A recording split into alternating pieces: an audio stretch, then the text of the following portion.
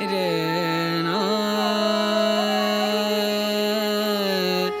de re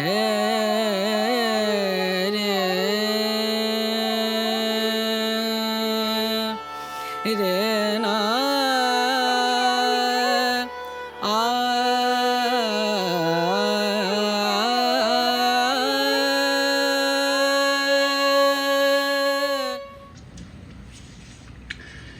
I had a little boo-boo. After the previous recording, I dropped my phone on my paper and there's a little dent here. I don't think it's going to show in the video, but just so you know, full disclosure, full transparency. So going with the second part of this drawing. Everything is ready. I left the drawing taped to the table overnight and I just attached the phone again and we're ready to go. So since the last recording, 1 night and half a day has passed. Nothing to report. I bought a new aquarium fish today. They're called pearl gouramis. I got 1 male, 2 females, to a large tank. It's 42-gallon tank that already has a school of harlequin rasboras and scissor-tail rasboras and some amano shrimps. Pretty standard, popular fish, hard to kill. Not that my tanks have bad conditions. My tanks have prime conditions. They are full of plants. The water is just right for this species. They like acidic water with tannins, and they like warmer range. They're tropical fish, so I keep the tank at 78 degrees. And it just keeps going.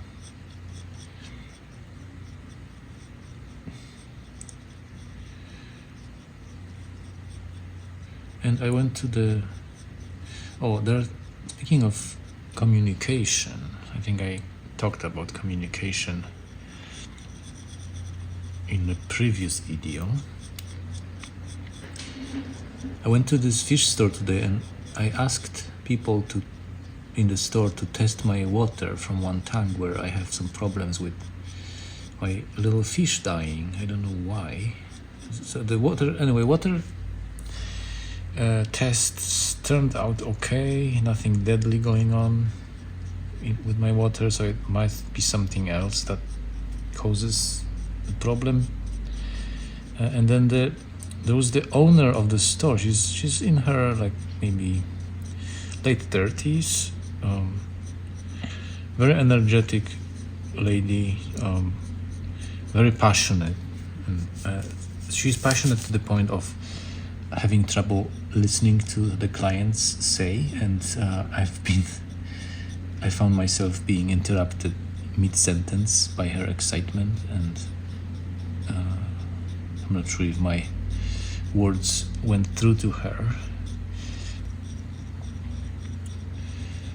It's sort of like, I'm explaining the situation in my tank, and then right after I started my sentence, she chimes in, and it sort of felt like a conversation over Zoom where there is a delay and people are talking over each other without meaning to, except it was in real life.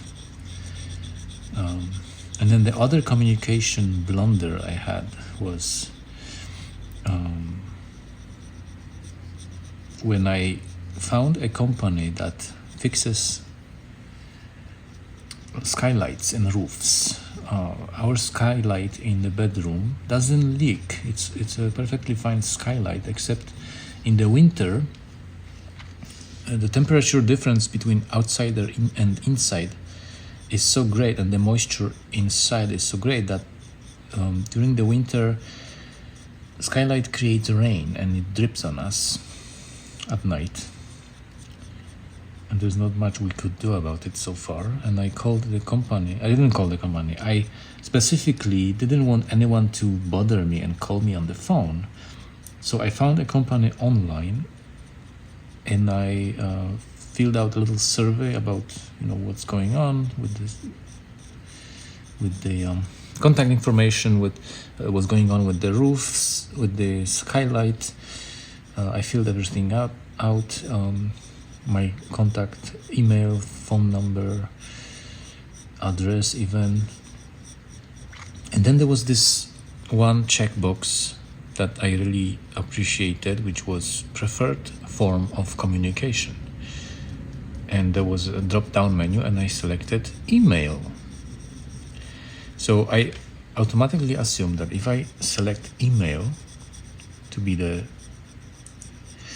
preferred form of communication, then automatically it disqualifies them calling me or texting me. Because I want my phone to be quiet.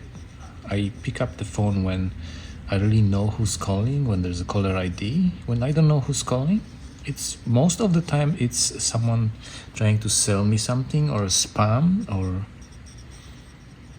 a wrong number. So like, why would I waste my energy and attention on something like that? So I marked email only, and then just minutes after I submitted the survey, I got a phone call, and I let it ring because I had hands full. I had like trash bag in one hand, compost in the other hand, and keys in my third hand, and I couldn't reach my phone. But I kind of struggled to grab my phone from my bag, and I nearly dropped it, and it was just stressful. And then it was some kind of unknown number, and then I let it ring. They left the message, and the message was from that roofing company. Oh, we got your survey, and we would like to talk to you about the next steps. I'm like, that's not correct.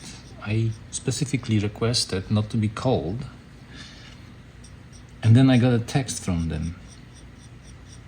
Hi, this is Hannah. I called you earlier, and I would like to ask you more about your problem with the skylight.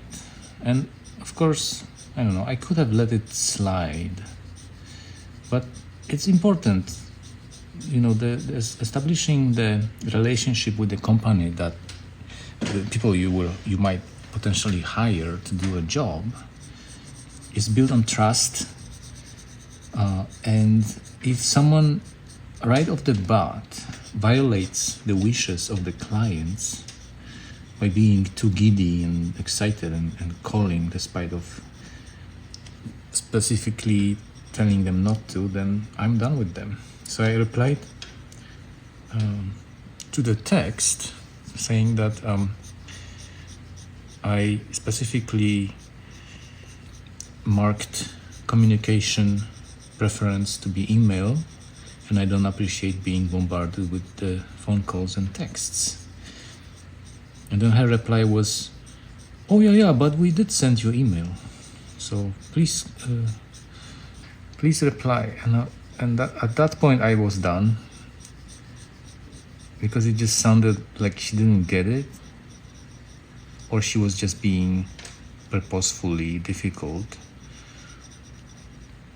I was like, oh yeah, great, you sent the email, but that was the only thing we were supposed to do.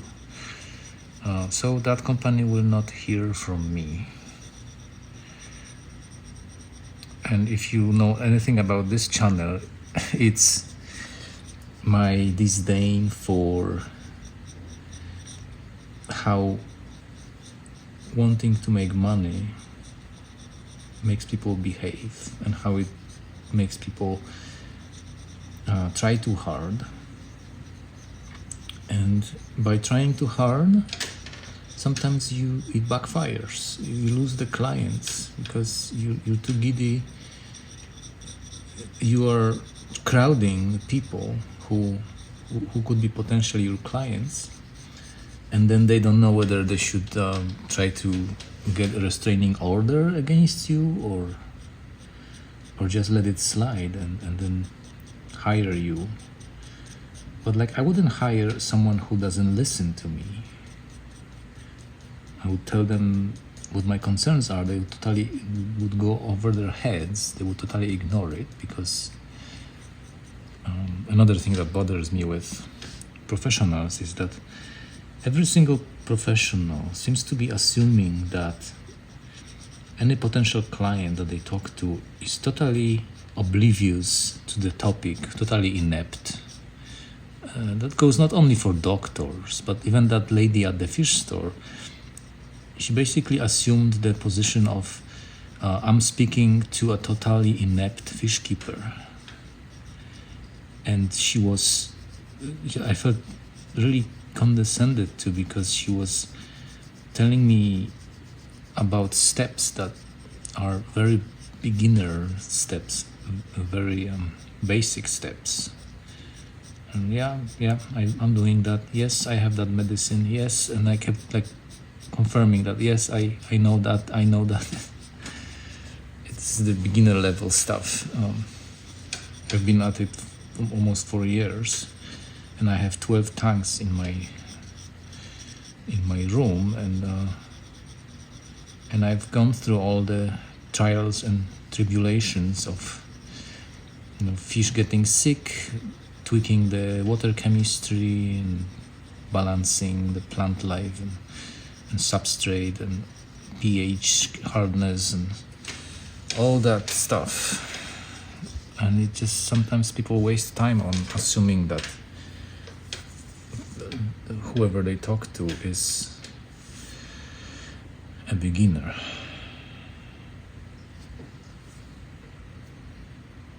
I just got a funny cramp in the, I think it's a muscle cramp in the, it's always the left side cramps that give you a start, because for obvious reasons there's heart there. But this cramp is kind of a little bit like on the surface. So maybe I'll just take a break and stretch. And then if this video is not published, it means that something horribly wrong happened.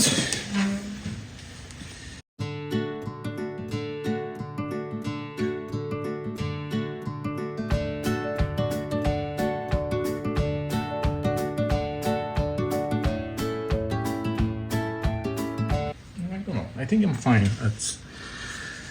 It's kind of cramp that kind of appears out of nowhere. It's kind of piercing, and then it goes, and it comes again. And it's probably related to either muscle spasm or nerve. And I've been exercising yesterday. So, and then sitting also, because I'm drawing here for a while. I'm sitting, I'm trying to sit straight and symmetrically, but often when I get too invested in the drawing, I forget, and I find myself crooked.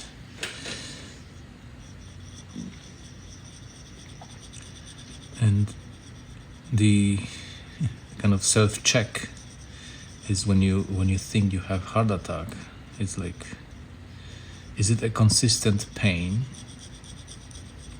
or is it coming and going in bursts? Is it a kind of dip within your chest, or is it more on the surface? That's a very good indicator of your pain being just a muscle spasm.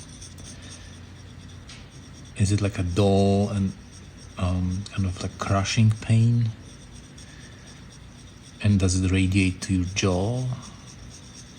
And sometimes to the back?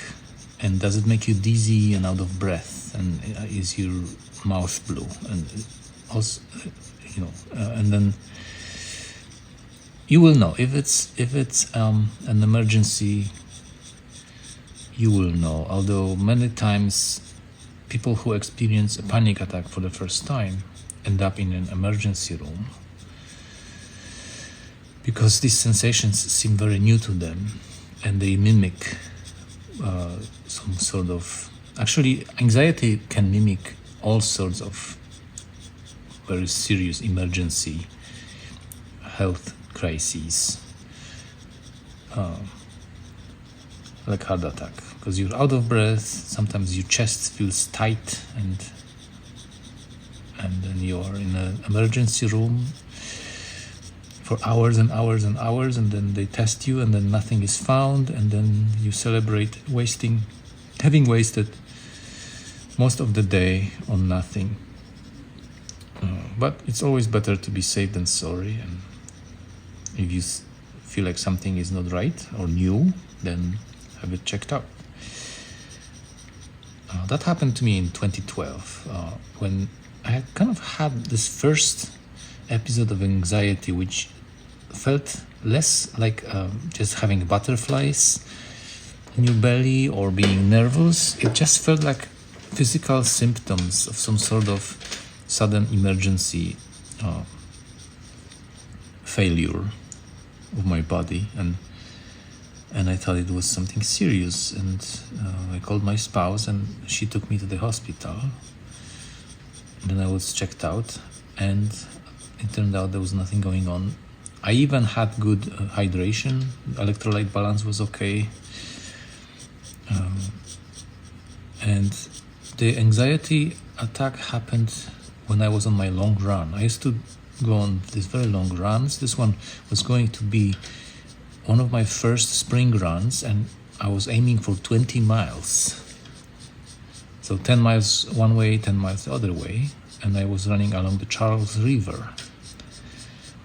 And then I started to feel wonky, and it was like one of the very first pretty warm days. It was like 78 degrees after quite a cold spring. And then at first I thought maybe it was some sort of reaction to the heat, that I was maladapting to the wave of the heat, because I kind of stayed in this elevated state of anxiety for weeks. It's not like I left the emergency room and then I was fine. I felt this strange fatigue, kind of feeling of being paralyzed, and like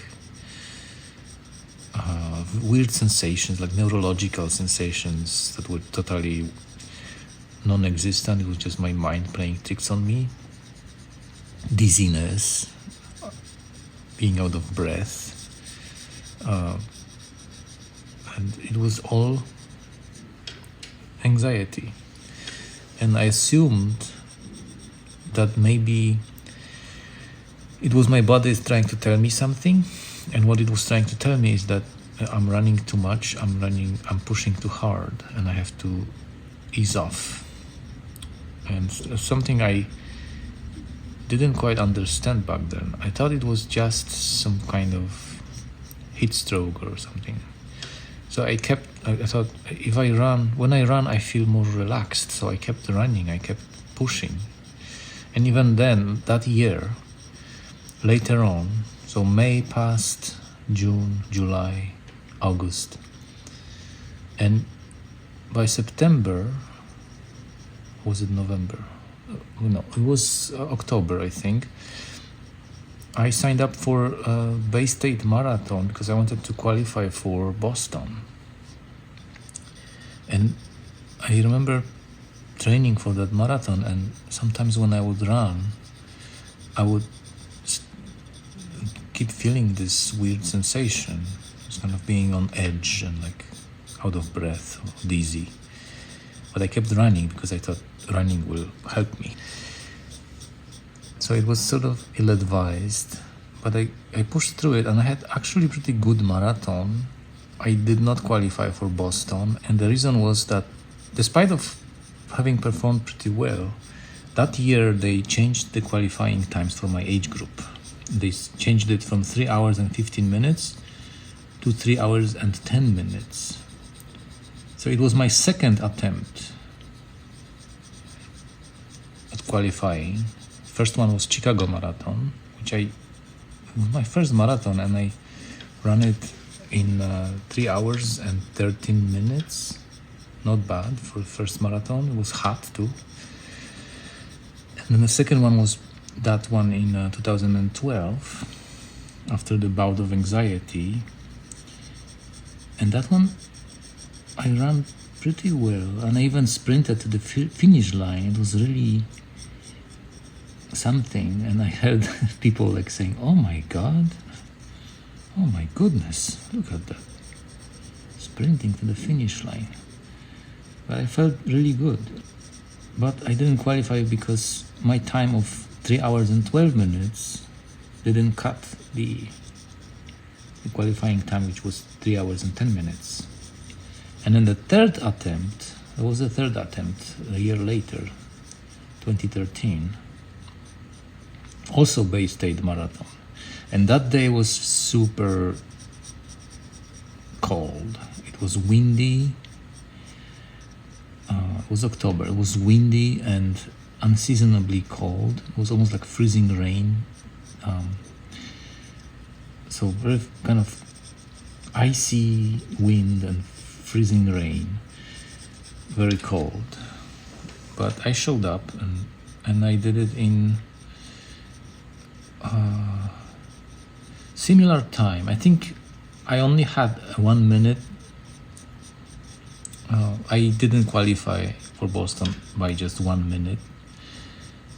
And the most frustrating thing was that I spent that 1 minute on being in the toilet, because on the way, because it was so cold, there was no good way for the body to dispose of the moisture, and I didn't sweat much because it was cold, and all the moisture went straight to the bladder, and I hydrated well, so I just couldn't hold it any longer, and I just decided to take a break, go to the porta potty, and that took me the precious minute that would take for me to qualify.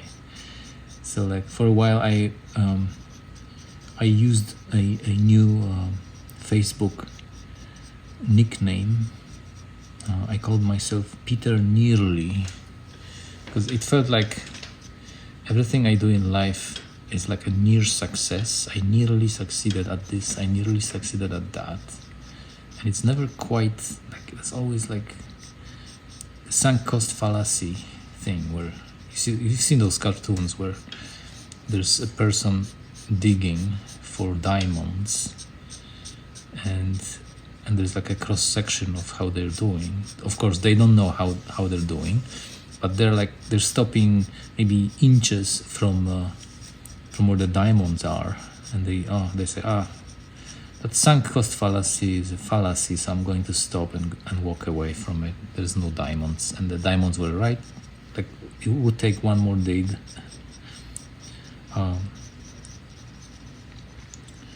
So that was me for a second, and then I thought, no, it's just coincidence. If I kept trying, like I tried only 3 times, I could have been trying more and more. And sometimes that's the nature of succeeding at something, because sometimes not enough tries will not make you succeed. That's what happened with kids when I was coaching kids. I was coaching parkour, and I was giving them some guidance on basic moves like vaults and jumps, and some kids would struggle with it. But then they would give up right away. They would give up after 2 tries. It's like, I'm not good on anything. I will never learn it. Then I would ask them, like, how many times have you tried this technique? 2 times. And then I would tell them, try it 200 times and then come back to me and then tell me how it went. 2 times is not enough. But, in the mind of the child, everything seems bigger, time seems longer, and the amount of tries. That's why kids are sort of hard on themselves. in learning. That's why they are very quick learners. They don't want to waste time. They want to get things right from the first try. And the trap is that some of the kids that did it right from the first try would just reach that plateau and be very pleased with themselves. And they were like, oh, I know how to do it. One time, boom, done. What's next? And I'm like, yeah, you did manage to, to get over that thing. But now pay attention to the technique.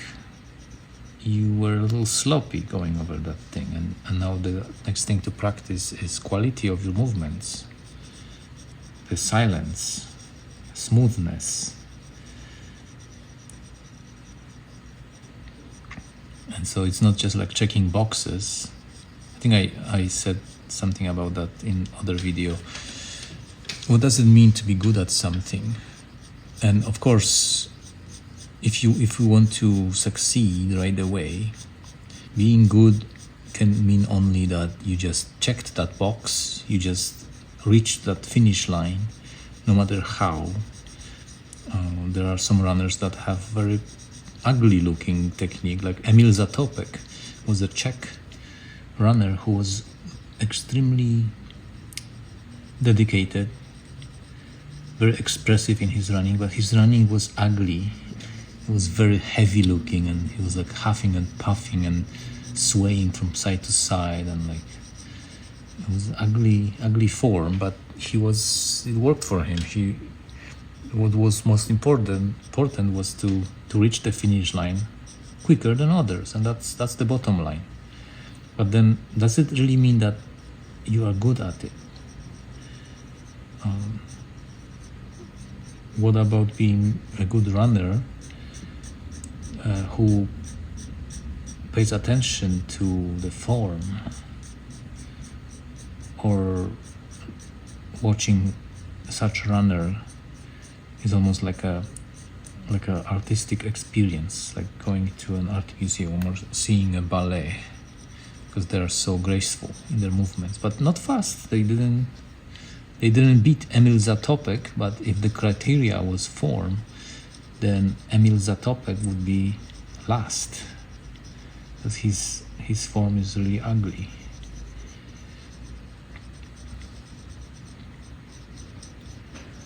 So that goes for most things. What does it mean to be good at what you do? Not always the same thing. I mean, people will mostly stick to the bottom line. Does it bring me money? Does it get me to the finish line sooner than other people?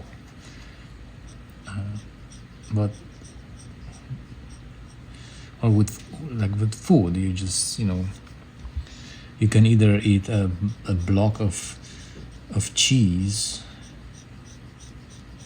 or you can have a sophisticated meal done by a Michelin star chef.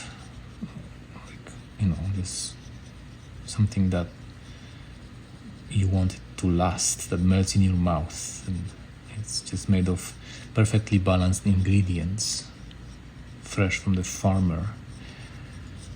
But if you make a protein powder smoothie and chug it quickly with your nose plugged because it tastes bad and you just want nutrients, then that's bottom line, that reaches your goal, but your experience of it is just suboptimal. And that's another thing, like, you don't have to be really good at something in those terms, like the bottom line terms, but you can become good at something for yourself. So your criteria could be, how well do I enjoy that thing? And working on an enjoyment can be a project too. You can actually work on being happy with what you do. what level of enjoyment does this give me? If I enjoy it a lot, then I'd say I achieved some sort of benchmark. This is where I was going with it. But like, if I don't enjoy it, but people think it's great, then it almost feels like there's no point for me of doing this, which is often the struggle that artists are going through. Very often the things that they enjoy are met with just disdain or lack of interest from the audience. And then there are things that the artists despise that enjoy popularity amongst audiences. I think good example in popular culture is the character from The Pluribus, the main character who was a writer of trashy novels, trashy romance novels. She hated it because she had ambitions as a writer. She wanted to write serious books, but those serious books didn't gain traction. Only those trashy novels attracted a lot of people. So that she had audiences that she didn't connect well with. That's kind of strange because I really liked this show and I forgot the main character's name. Oh well, I will put it on the screen, I guess. So there's that kind of risk when you're an artist to have an audience that you don't think understands you because you are pretending to be someone else for them to make a buck, and they think that you're genuine and all you want to do is make some money, and the things that you do want to do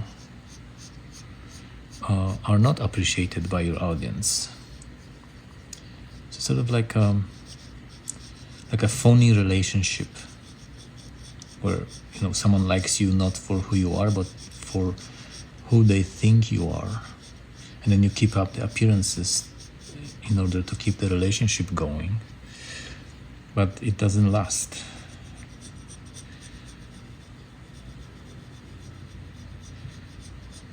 So at some point you will have to say, who am I? And then let people know, telegraph it. This is who I am.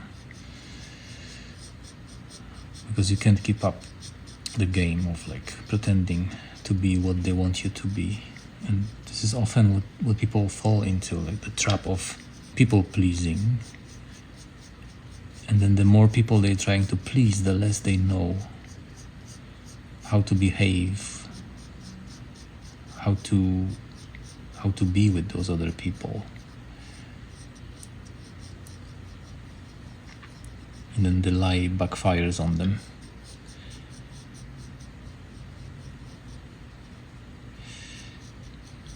So there's always this risk of revealing who you really are and people not liking it. And the very tired sort of slogan, be yourself, no matter what it takes, be yourself. People will love you for it. And that's true to some extent, because you could be yourself in such a way that people enjoy it, but for a lot of people, being yourself means that they will lose a lot of friends, a lot of following, because some of these things that they represent might not resonate with other people. And I always imagine in high school, whenever I heard that advice, be yourself, I never knew what it meant, because nobody is ever themselves. People switch codes all the time, and they act in a certain way in one group of people and in other way with other group of people, and they contain multitudes, as a poet wrote. I think it was Whitman who said, I contain multitudes. It's hard to tell who the real me is.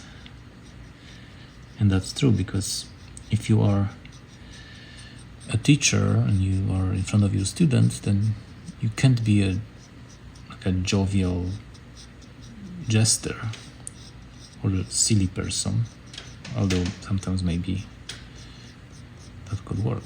But if you are in a serious sort of conversation with, I don't know, with your doctor, then you act in a certain way. And if you are with your friends, then you act in a certain way that's true to yourself in some other way. So like, it's not to say that all these versions of you are not really you. It's just code switching.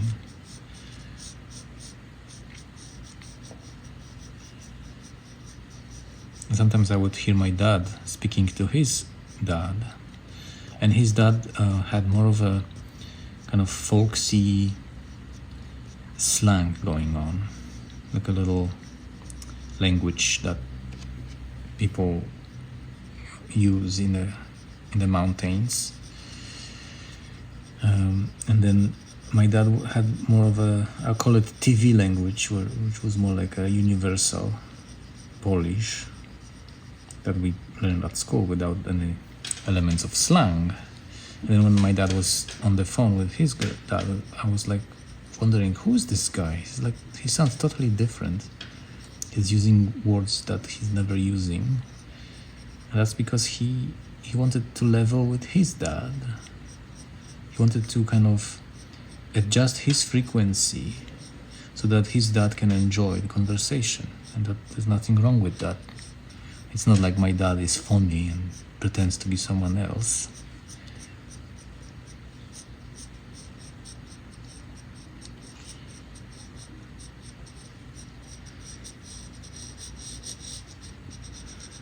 And I still wonder if I'm any different from my usual self when I'm drawing these things and talking to the camera. In some way, I think I am.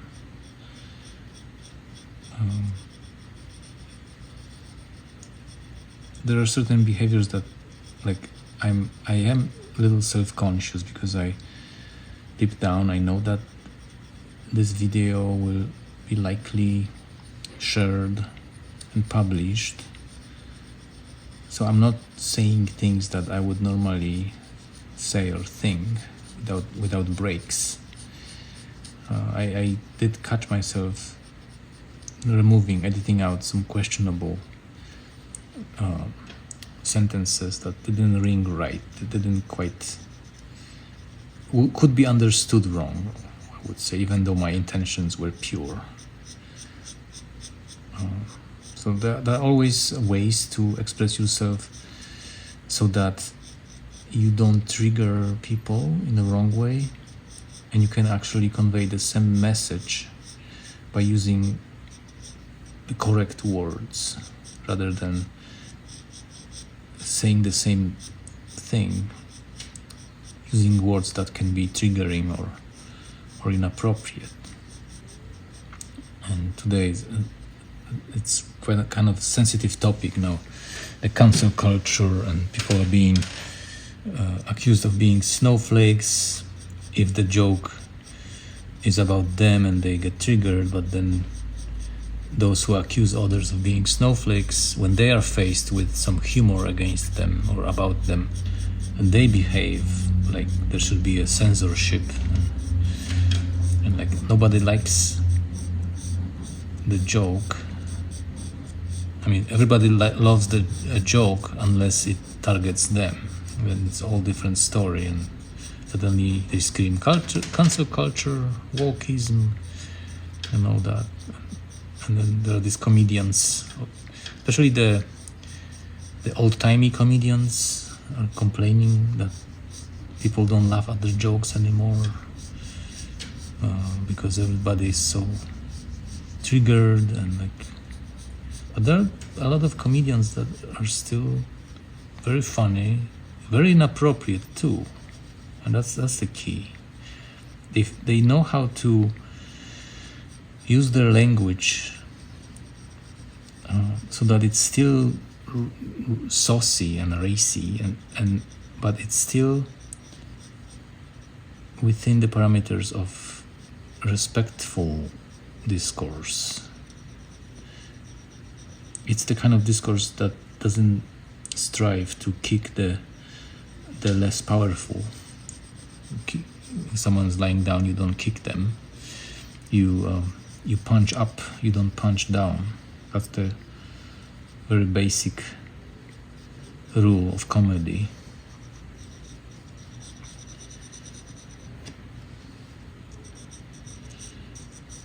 Kind of looks like an almond with eyes and nose.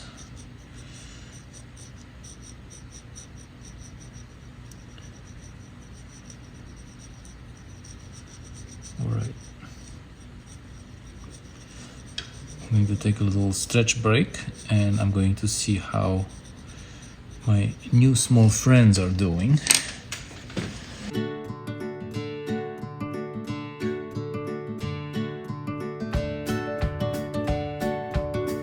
Right, so the male gourami colored up really nicely, which means that they are feeling comfortable, and the two females are kind of swimming around him.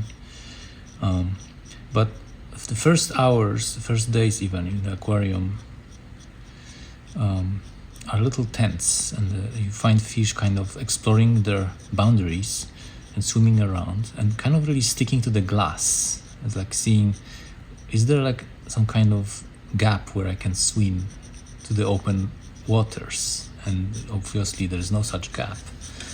And they surf the glass a lot in the beginning stages. And it can seem pretty troubling because glass surfing can be also a sign of trouble. But then once they get to know their boundaries, they know this is the size of the tongue and this is what I got to work with. Then they quiet down, they accept their fate, and then they're just anxious to get fed. They're looking for that hand to throw in some goodies. And they have very nice jungle looking tongue. I'll try to put that tongue over the footage. It has very impressive driftwood. It's called Malaysian driftwood. And lots of grassy plants and all sorts of bushy plants. And that multitude of plants helps with purifying the water. It sucks out all these ammonia, nitrates, impurities, phosphorus. Plants will eat it up. And sadly, I had 2 fish die recently. I had other pearl gouramis in the tank, and they aged and they just died. First one died, and then the second one, first the female died, and then the male, I think he just couldn't handle it because they were partners for the whole life. And then within maybe one day, the male was gone too. It was kind of heartbreaking. And it was their time. I think they may have been, 3-4 years old. And they had a little bit of some health issues. I think they were not the most robust genetic specimens, but they had pretty good run. And they had very nice environment. And then when I was on vacation, both of them died. And you would think these fish are quite large, and if they die and decompose, it could cause all sorts of problems in your tank. Ammonia spike, phosphorus. But the tank was fine. All the plants absorbed 2 large fish corpses, and I came back. The fish were gone, but all the fishes were fine. Of course, it would be ideal to be able to fish out those bodies, but the neighbors that were fish sitting said that they couldn't see them because the tank is just full of driftwood and plants, and if something dies in it, then it's gone and it has to be absorbed by the jungle. So that's what happened. So now, a few weeks later, I had to get these 3 pearl gouramis. This time I got 2 females, 1 male, to offload the pressure from 1 female only. And then I also noticed that since the larger pearl gouramis were gone, the other fish became more skittish, more nervous. And as soon as I put these new fish back, the larger fish back in the tank, the smaller fish seemed more calm, relaxed. And I think it's the dynamic in the tank.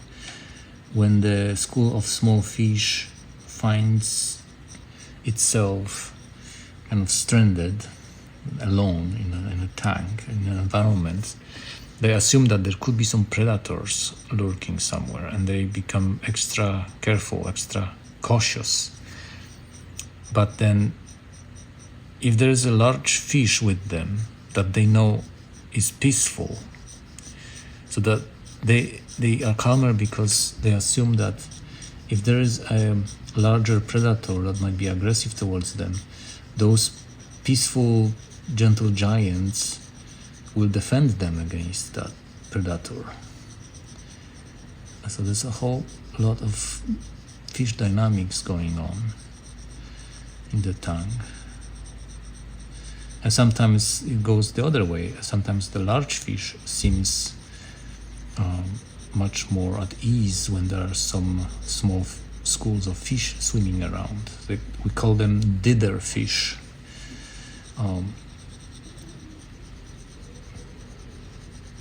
You can kind of also work both ways.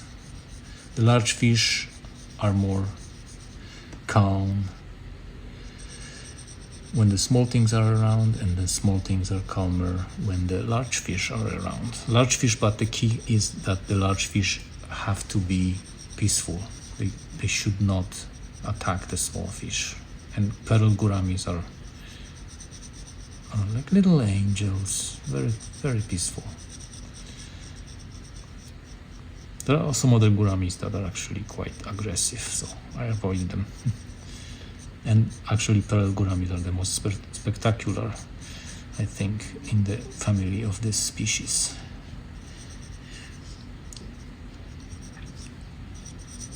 So I'm approaching this area here. I think this will be the area for the second part of the video, because soon I'm going to have to go and pick up my spouse from the airport, because as you know from the first part, she went to Chicago and I stayed behind. She had to go. It's kind of a work-related thing, so I sometimes tag along. And sometimes, like, one reason I don't want to go is just I don't want to feel kind of like I'm a +1, like just this, like a spouse that goes, and the one spouse goes to work and then the other just shops. It just sort of feels like I'm useless somehow. I want to contribute, but it's not my kind of work, and we have pretty good understanding of, like, this is not my kind of thing, not my kind of work, so there'll be no family business going on. I'm doing my own thing here.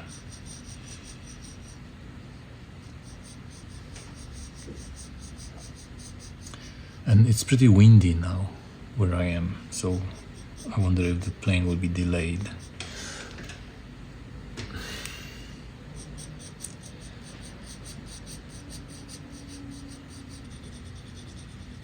I want to give enough room for the third part. It's nice to have a 3-part series.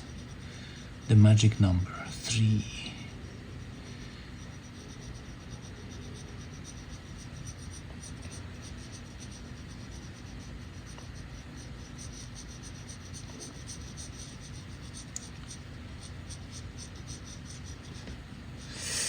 This drawing looks exactly like the previous drawing. Wonder why that is. That is because if you let the nature takes its course, it's just going to emulate the same sort of fractal-like shapes. Whether it's a tree bark or some kind of coral reef or other rock formations, it's going to be this. It's always the shapes of nature are unpredictable in some ways, but also predictable in some other ways, very fractal. Or clouds. You know what clouds look like, but you will never see the same cloud twice. Even though sometimes they could be nearly identical, you will not see the same shaped cloud twice. And the same goes for this. Even though you have very specific morphology of clouds, you can group them into different categories. You're a cloud expert or sailor, but within those categories there are endless shapes of clouds. There are no two of the same snowflakes, even though snowflakes look according to a certain basic principle.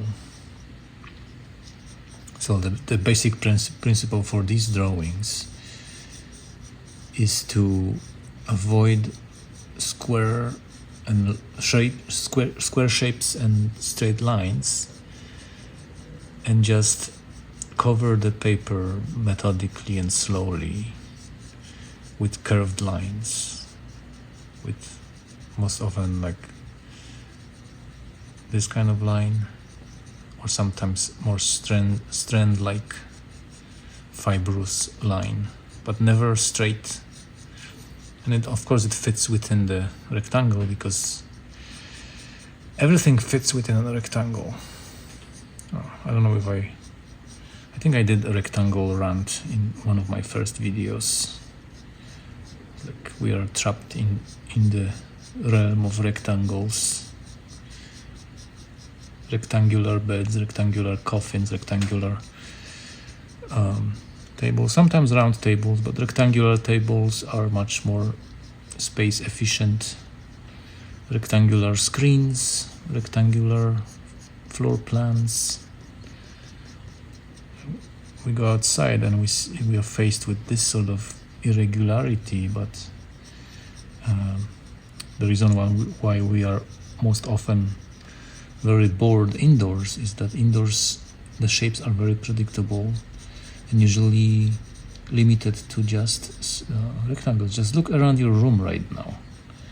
How many rectangles can you count? It's all rectangles. Even the smallest, even the keyboard keys are rectangles. Your remote next to you and the buttons on the remote, sometimes round, sometimes rectangular.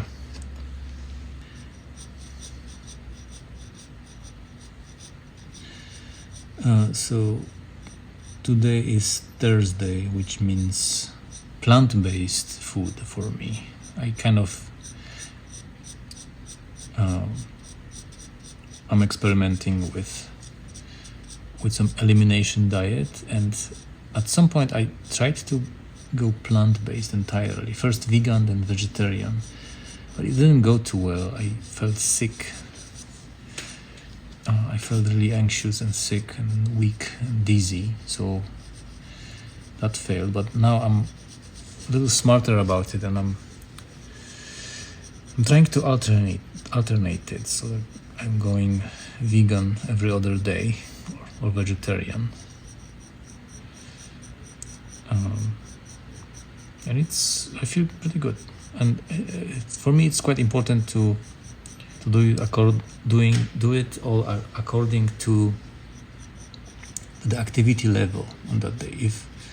So Monday, Wednesday, Friday, and Sunday are the meat days, which means I have 2 meat days in a row, so Sunday and Monday. But those days are, aside from Sunday, which is kind of everything goes day, I kind of let myself go on Sunday, do whatever I want. Monday, Wednesday, and Friday are the little bit more like heavy lifting, strength training days with less cardio. So I eat more meaty things, more protein rich things. And then the remaining days are a little bit lighter, and I do a little bit more cardio on those days, like little runs, bike rides, walks, some light parkour practice. And it feels great to actually eat something lighter on those days. So I've been feeling very well lately, so no complaints there. Part of it is that I'm spending more time outside because the weather is just beautiful for a long time now.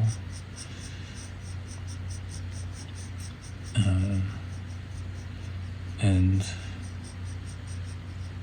vitamin D is in abundance, and just even the light therapy and physical activity and good food, good sleep, less stress, because as you know I quit my job, so things are pretty good. I wish in general in the world things were better. We're going through a lot of troubles now in the world, in the country too, and algae in the reflecting pool is the least of our problems. Well, that's another thing, like if you're not scientifically inclined, you will only follow what your ideology tells you, and if your sort of sense of aesthetics too, so you kind of paint everything gold or turn a reflecting pool into a swimming pool by painting it the bottom of the pool blue. But just a minute on Google search engine will inform you that what happens if you paint the bottom of the reservoir blue is exactly what happened with the reflecting pool. The algae will bloom because the blue color attracts more light spectrum from the sun, more sunlight, and also the water gets warmer because this sunlight gets absorbed and it's warmer, and it encourages algae growth. So hindsight is 2020, but sometimes foresight is important too. It's like, you have scientists in the country, ask them what happens if I paint the bottom of the reflecting pool blue. They will tell you right away, algae bloom. That's what happened. And you can do it in your swimming pool because your swimming pool could be indoors, or the water is, it's a smaller volume and water is being pumped in and out. So also there's no birds pooping in there, or people throwing food to feed the ducks. So the swimming pool is not really prone to algae bloom, even though it will do that if you leave it without maintenance. It's like, why not just check against reality? Lofty ideas are great, but reality check can be painful.